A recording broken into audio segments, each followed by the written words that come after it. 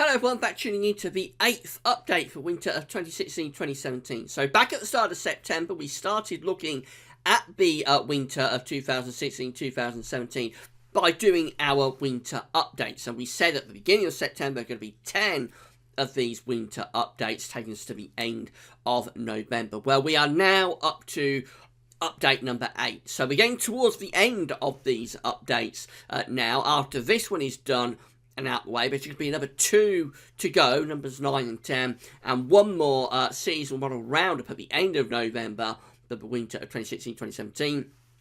And then, on the 1st of December, we are going to bring it all together. We're going to bring the updates together with the models, and we're going to attempt, at least, we're going to try and create a forecast for the winter of 2016-2017. And that's going to be released in the evening on the 1st of December. So we really are moving towards the crunch now. We're moving towards the final stages. At the start of these updates, have a bit of a laugh and it's a bit of fun, but as we get through towards these latter updates, it gets serious and it's time to start bringing it all together and thinking about where it could all be going. So the 8th update can be very, very interesting. You know things that we've been looking at through the previous 7 updates, things like analog, solar activity, what's going on in the ocean, particularly in terms of the equatorial Pacific Ocean, how quickly snow cover is advancing across Siberia, all the things that we look at through the autumn, through the winter updates. We're going to look at it again for the 8th update. And we're going to pick up where we left off with the 7th update, which was looking at analogs, because with the 7th update, we finished having looked at Octobers that have a lot of blocking patterns, and we said we're going to pick up with that for the 8th update. So that's where we'll begin. Our good friend James Ackroyd has sent a lot of very interesting information through, and we're going to go through some of that to start off with.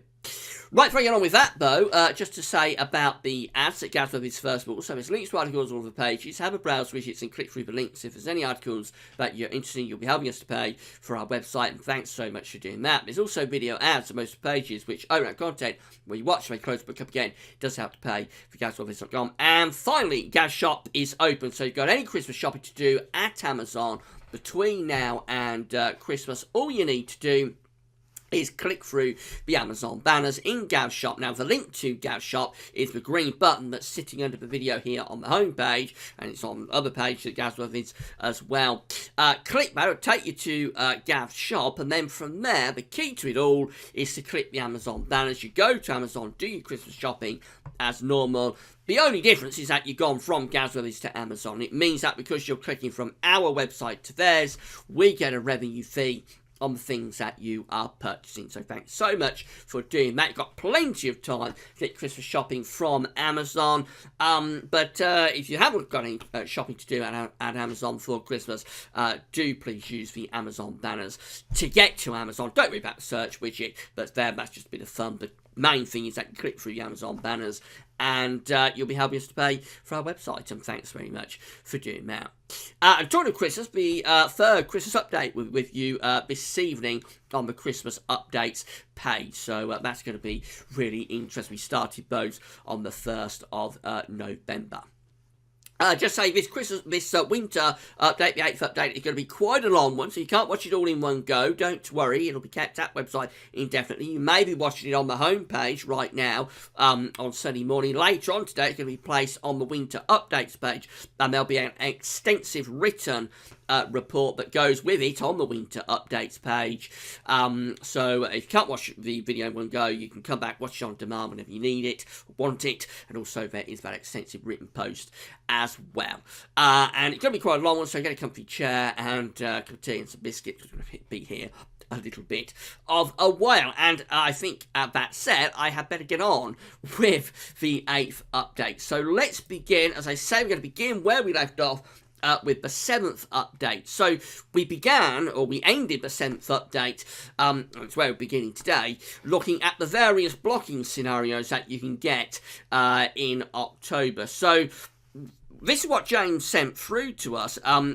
We're looking at either high pressure to the south, which brings us mild westerly, southwesterly winds in October, or high pressure centred over the UK. That's when heights are high right over top of the UK. Or when heights are high to the north, we've got high pressure to the north of the UK. Or scenario 4 was when we got high pressure in over Scandinavia.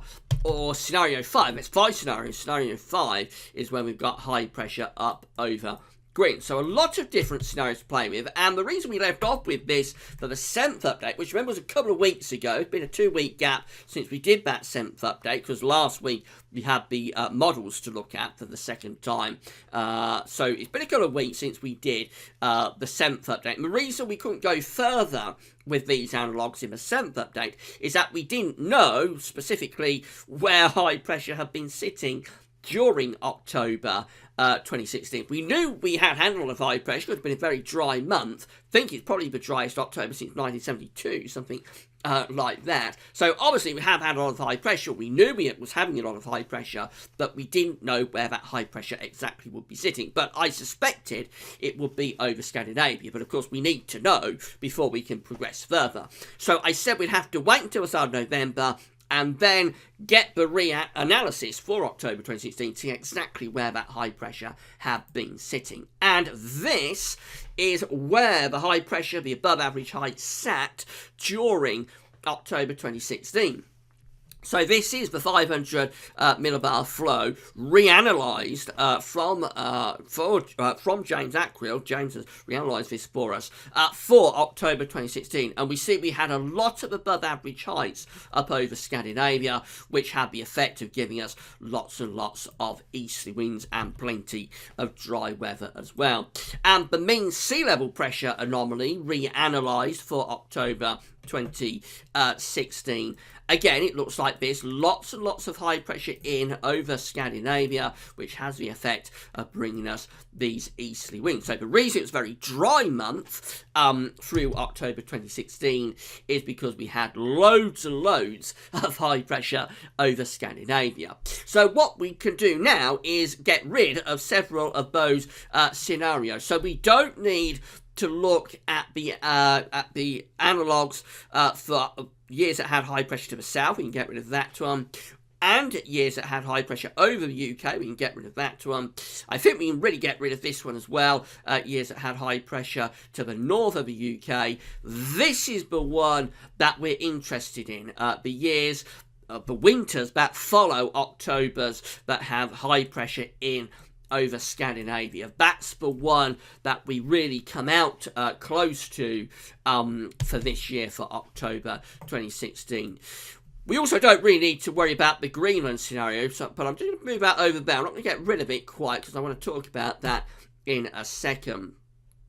So this is the scenario we're interested in, years that have high pressure over Scandinavia, because in October, because that, as we see from the reanalysis in terms of 500 millibar heights and the mean sea level pressure, is where we have been for October 2016. So James looked at all of the winters back to 1850 that followed Octobers with lots of Scandinavian blocking, and there's plenty of these winters back to 1850. There's 42 winters that have that follow high pressure in over Scandinavia. Quite interestingly, there are not that many cold winters really, and by cold I'm talking about a degree or more below their rolling 30-year temperature average. So for those winters, there's just 1 and 2 and 3 and 4 of those winters, and 5 just there.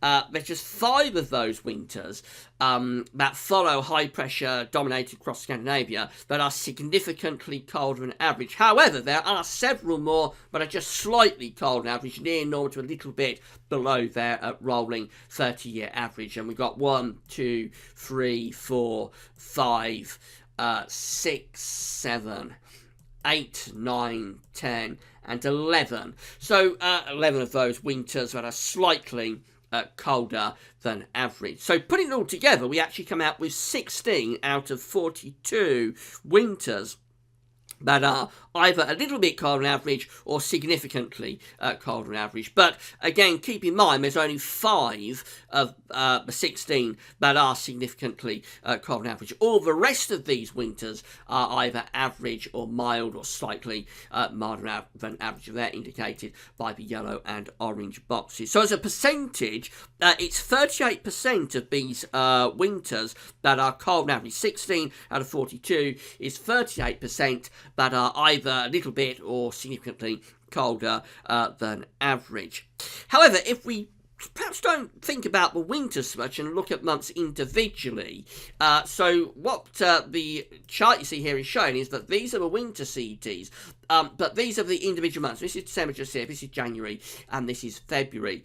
Now, if we look at these columns, we see that each one of them does have a fair amount of blue, a fair number of colder than average months within this table.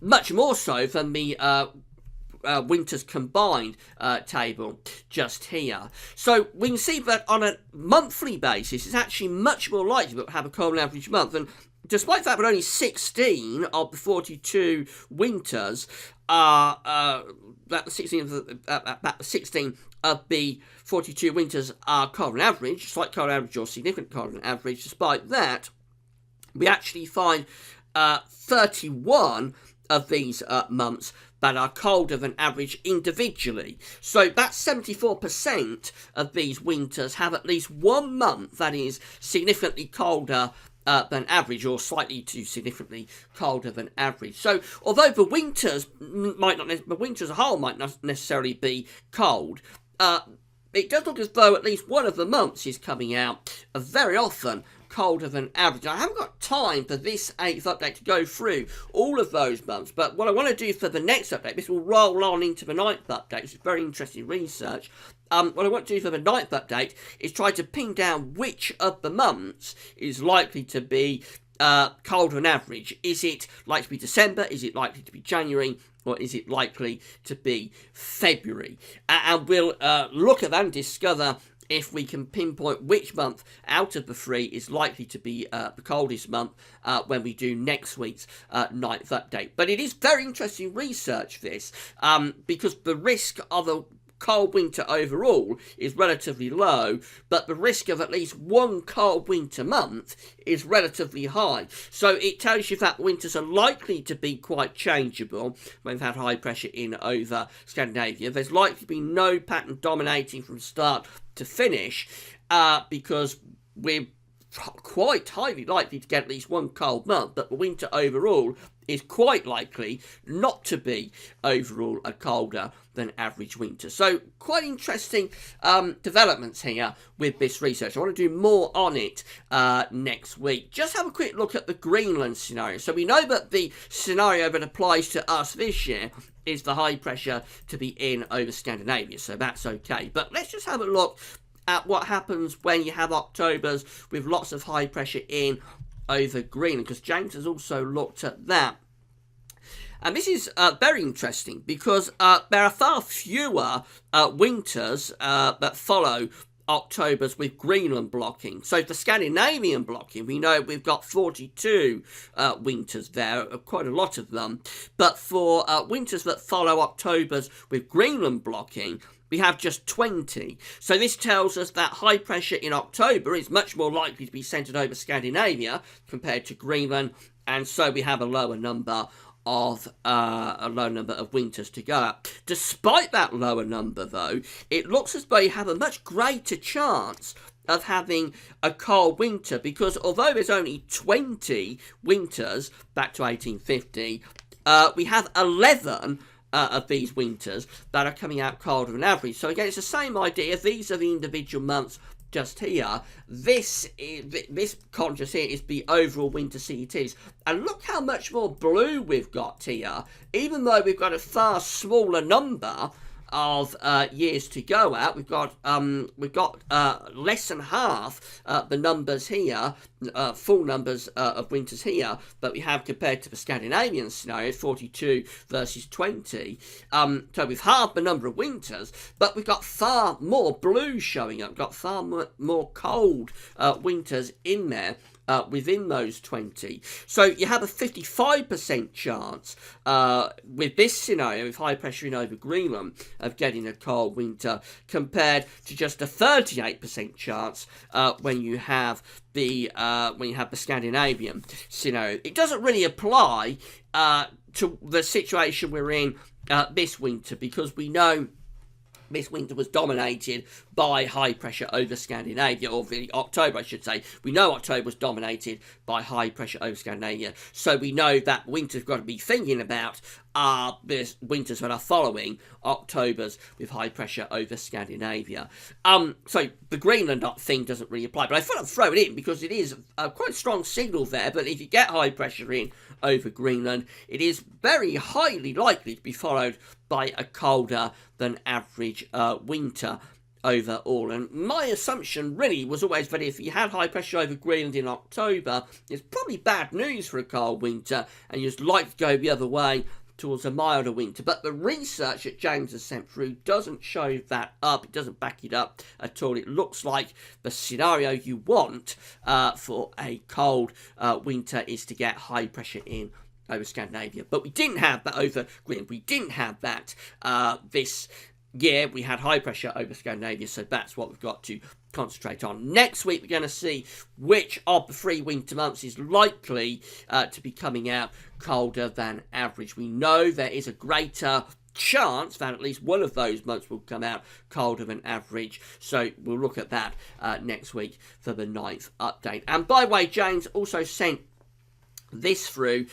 This is all the years that have above average heights in October, and then are followed by cold winters. So how many of them was there? Just going to get my notes back. There's 16 of them that were followed by either slightly colder or significantly colder than average winters. This is the mean scenario.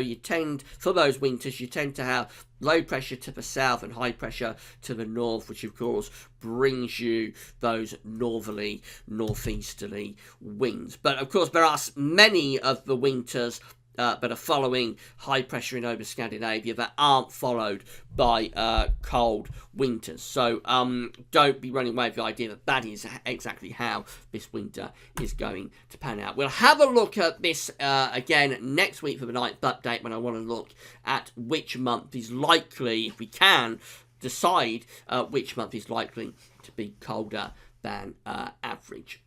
Right, let's get on with the oceans then. So this was how things were looking in terms of the ocean maps last week when we did the 7th update.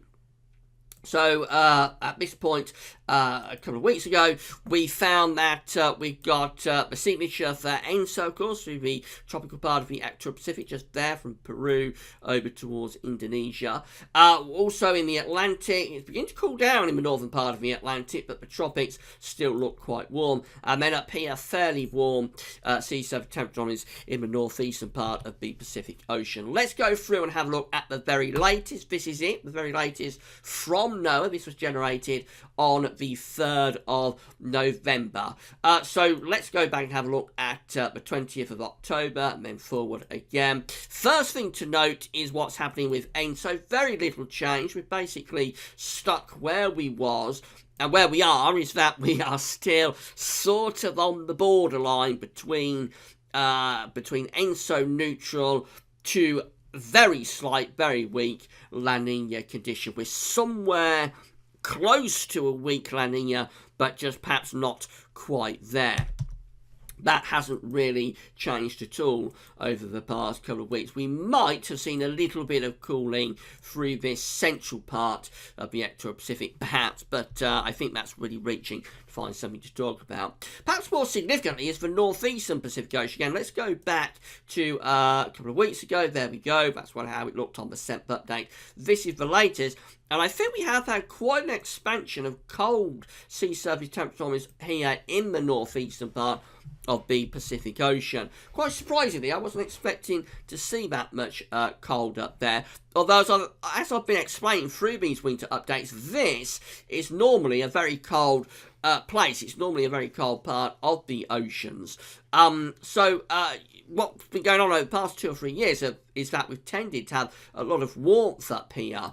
Might be that we're beginning to move towards something colder and maybe starting to revert back more towards where you'd expect things to be up there. If we do turn things colder up here in the northeastern Pacific Ocean, that might be a little bit of good news for anybody wanting a cold winter, because while we've been getting these mild winters over the past 3 years, we've tended to have a lot of warm water up here, which has tended to be sending the jet stream in that sort of trajectory across America, which of course brings cold air out of Canada into North America, blows up the jet stream, and then that powers up the jet, and we get lots of cyclogenesis coming across the Atlantic. So if we get cold water up here, it might be a sign for something colder for Europe and the UK. Let's wait and see where that's going to go over the remainder of November. Have a look at the Atlantic. So again, let's go back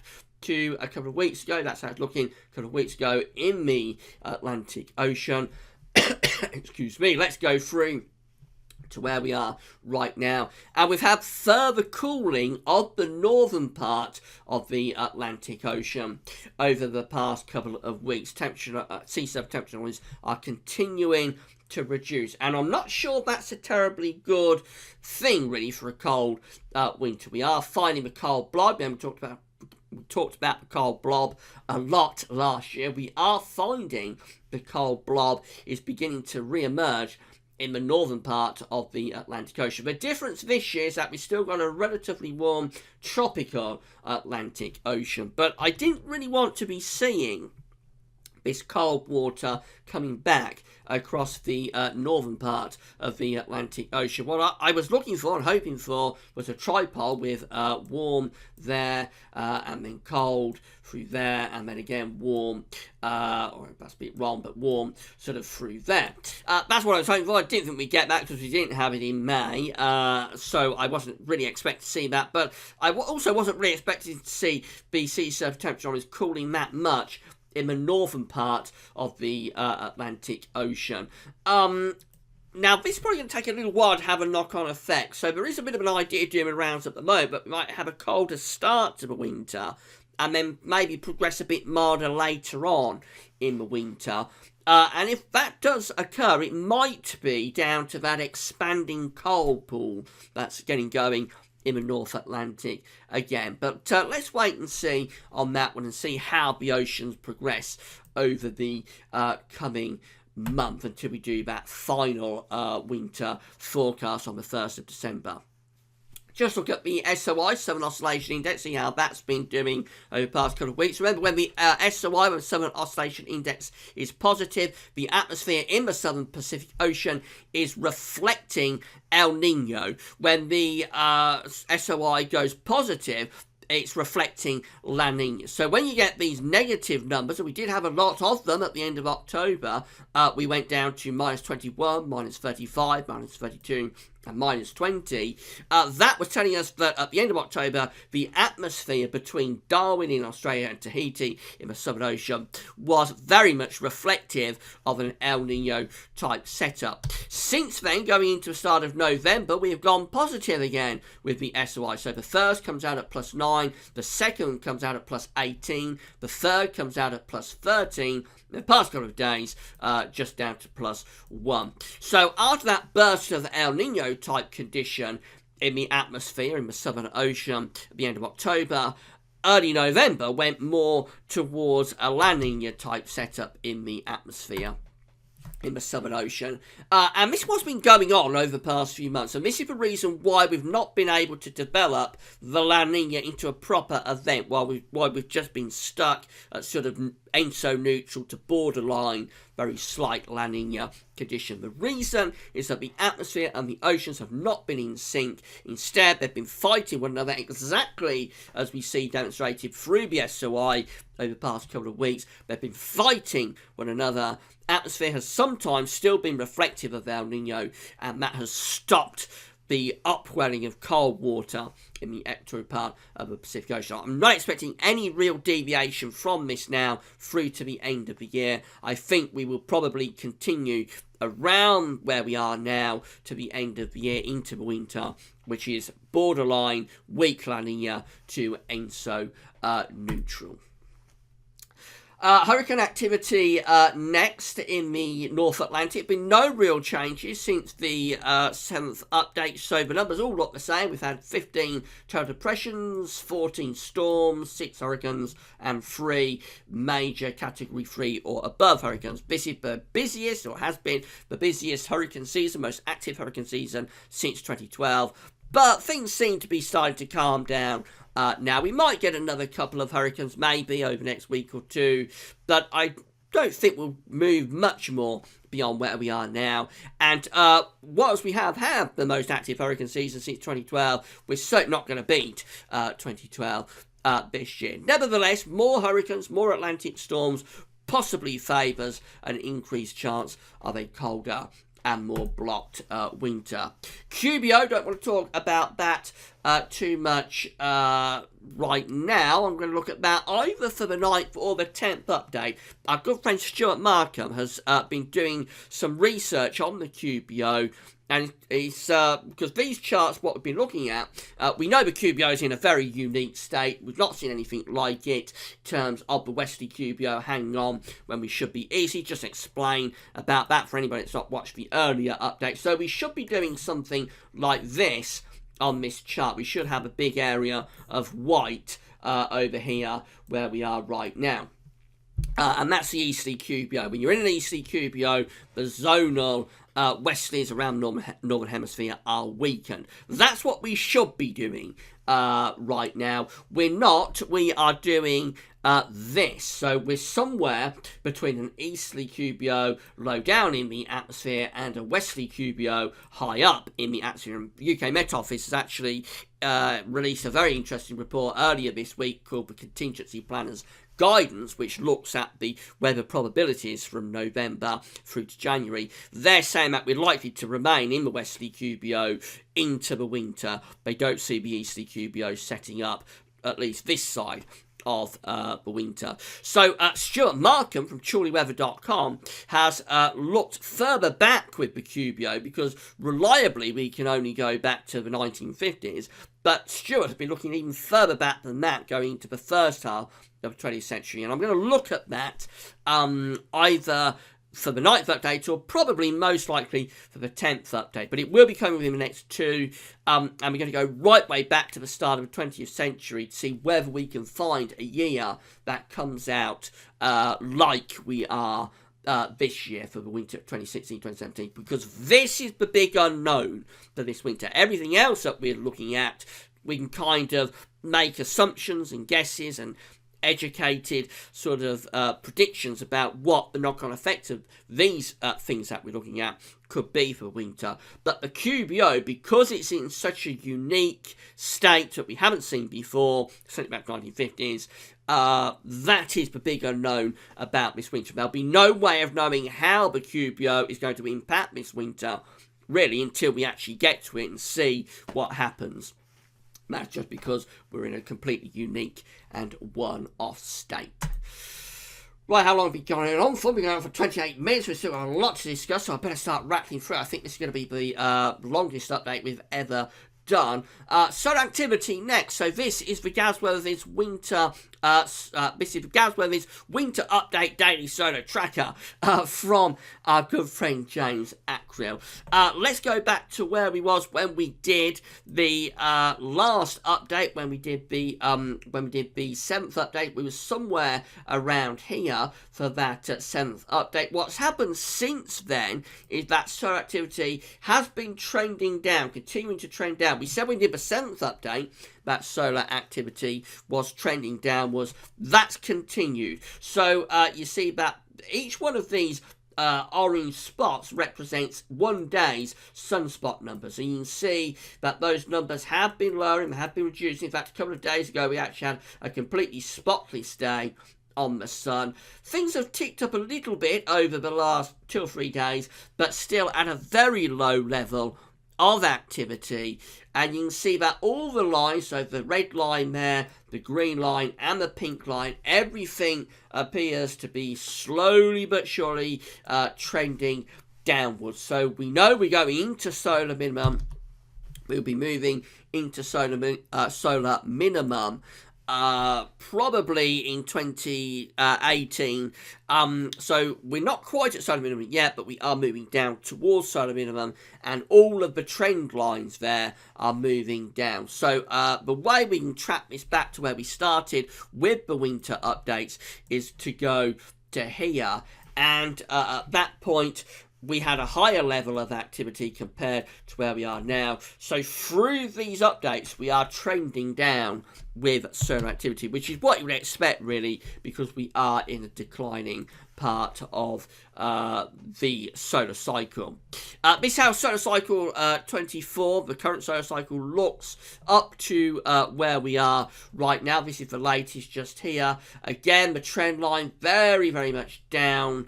And the sunspot numbers on a month-by-month basis, I say this is updated to October 2016 just there.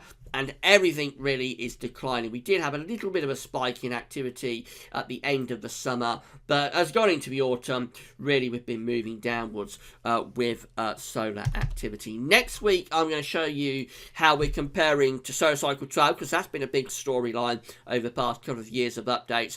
Two solar cycles, number 24, the current one, and the old solar cycle number 12, which was from 1878 through to 1890. They've aligned quite closely, these two solar cycles, and I'll show you the updated chart of how they're continuing to align, or whether they're continuing to align when we get through to next week's 9th update. But the overall message is that solar activity continuing to trend down. Remember, the reason we look at sunspot numbers is that when we've got low levels of solar activity, it appears to coincide with an increased risk of blocking. That's particularly true for the Atlantic and for Europe. Again, this is quite interesting. We looked at this with the early part of the update, so normally by this point we would be finished looking at this. This is telling us how Arctic sea ice is coming back. So the red line is where we reach the minimum of Arctic sea ice extent back in September. The green dash line is 2012, when we had the death spiral of Arctic sea ice. Obviously, we're picking up the ice now because the refreeze is well underway, started back in September. We're picking up the ice, it's increasing, but it's doing it at a very slow rate, and once again we see that we are below the death spiral year right now. So Arctic sea ice has not rebounded as bad as this throughout the entire record. We go back 1970s with this. I'm not going to pull every year up, but we could go back 1970s with this chart. And, well, it's pretty grim news, really, in terms of what's happening in the North Pole. It probably increases our chance of northern blocking, but it's bad news to see that we are now below, and we was with the 7th update, we are still below the death spiral of 2012 in terms of how the Arctic sea ice is coming back. Right, we're nearly coming towards the end, and we're going to finish off having a look at Russian and Siberian snow cover. So this is how things were looking across the Siberian plain when we did the 7th update. We were doing pretty well, somewhere around where you would have expected us to be, really, I think. So we was better in terms of how much snow cover we had across Siberia and Russia than several years, but we was worse than several other years. But anyway, that's how it looked when we did the 7th update. This is how it looks now, and look at this. This is for the 4th of November. In fact, I'll just try and refresh. I think that's worked. So we've gone through to the 5th of November. And, well, look at that. We have completely covered Russia with snow, and we have pushed that snow line into Europe, northeastern and eastern Europe anyway, and we've also virtually covered the whole Scandinavia with snow as well during this early part of the month. So we've had an incredible increase of snow cover over the past 2 weeks across Russia and Scandinavia. How does that compare to past years around this time? So here we go. We're going to have a look at all the years going back to 1998. So this is how things were looking across Scandinavia and Russia in terms of snow cover on the 5th of November 1998. And you can see that most western parts of Russia and many parts of Scandinavia actually didn't have any snow cover. We did have plenty in the central and eastern portion of Russia, but quite clearly, quite obviously, we are way ahead of 1998 at this point. Let's run through, and we go through to 1999. That's how it's looking at this point in 1999. Again, way ahead of 99. Way ahead of 2000 as well. That's this year, 2016, up to where we are now. That is the year 2000, way ahead. 2001, we are clearly ahead of that as well. 2002, clearly way ahead of 2002 also. And that was a very good year for extending that snow cover westwards into Russia. 2003, we are ahead of 2003 at this point. 2004, ahead of that year. And 2005, way ahead of 2005. Look at the difference between now and 2005. 2006, we are ahead of in terms of snow cover. 2006, 2007, no comparison at all. Look at that this year. Look at 2007. 2008, way ahead of that. 2009 is a little bit closer, but again, we are ahead of 2009 also. 2010, we're ahead of 2010, ahead of 2011. 2012 is interesting. I'm going to look at 2012 in more detail next week because something quite interesting happened through the autumn of 2012 or through October 2012. And it is kind of similar to what we've seen this year. So we'll have a think about 2012, I think, when we do the 9th update. This was the position on the 4th of November 2012 anyway, and we are ahead of 2012. Quite significantly so, really, in terms of both Russia and Eastern Europe and Scandinavian snow cover. 2013, we're beating 2013 as well. 2014, we're beating 2014 also. And then finally, that brings us up to 2015 last year, and we are beating 2015 in terms of snow cover into Europe and Scandinavia and covering pretty much the whole of Russia. So it's really quite incredible what's happened across Scandinavia over the past couple of weeks and over Russia as well over the past couple of weeks. Really incredible developments, how quick we've moved that snow cover across Russia, across Siberia, across Russia, and into Europe and Scandinavia. There is no year back to 1998, which is as far as we can go with the record. There is no year that has this much snow cover at this point in the year. So we've got a record there. We may be pretty warm in terms of the Arctic, and we may be having a very slow refreeze, but in terms of Russia and Europe and Scandinavia, winter has really arrived very early this year, and this could well have an impact on our winter. When we do the winter forecast, we will focus on what those impacts can be.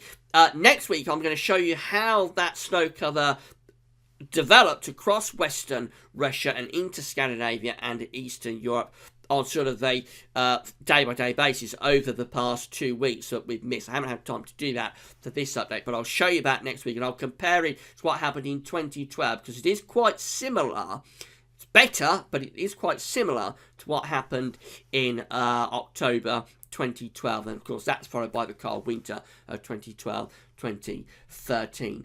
But something unique has happened there. Again, big story really, that we have beaten all years back to 1998 in terms of how quickly that snow cover has advanced across Russia and into Europe and into Scandinavia.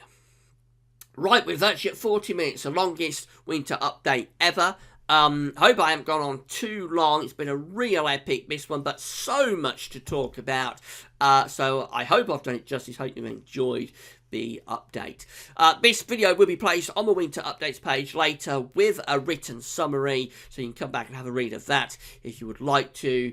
And this evening, probably around 7 o'clock, we will be doing the third update for Christmas. So come back for that this evening. Just a bit of fun, but I know a lot of you do enjoy it. And at 40 minutes exactly, it's time for me to wrap it up and say thanks for watching. Come back next week for the 9th update. But that's all for now. Thanks for watching.